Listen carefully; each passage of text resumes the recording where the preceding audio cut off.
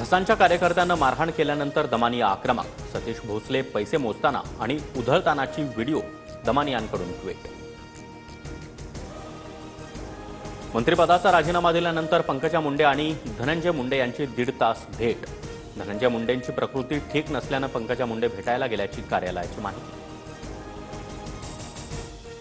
घाटकोपरची भाषा गुजराती. मुंबईमध्ये येणाऱ्यानं मराठी शिकलंच पाहिजे असं काही नाही. राष्ट्रीय स्वयंसेवक संघाच्या भैयाजी जोशी यांच्या वादग्रस्त वक्तव्यावर विरोधक आक्रमक.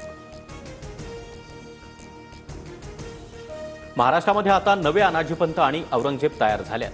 भैयाजी जोशी यांच्या वक्तव्यावर उद्धव ठाकरेंची टीका. राजद्रोहाचा गुन्हा दाखल करण्याची ठाकरेंची मागणी. भैयाजी जोशी यांच्याकडून मराठीचा अपमान नाही. काही लोक राजकारण करतात, त्यांनी आता राजकारण थांबवावं. उपमुख्यमंत्री एकनाथ शिंदेंची प्रतिक्रिया.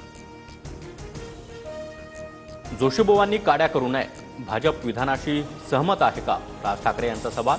तर जोशींचं वक्तव्य ऐकलं नाही, मात्र महाराष्ट्राची भाषा मराठीच असल्याचं फडणवीसांचं उत्तर.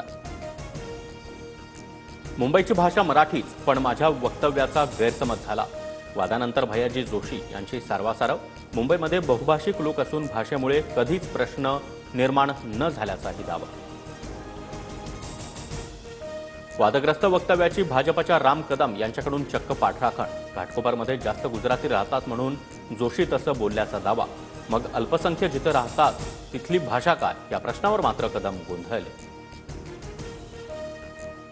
महानगरपालिका निवडणूक पाहता मराठीबाबत भैयाजी जोशी यांचं वक्तव्य. भास्कर जाधव यांची टीका. तर जोशींच्या वक्तव्याचा वेगळा अर्थ काढून गैरसमज निर्माण करू नये. शंभूराज देसाईंची प्रतिक्रिया.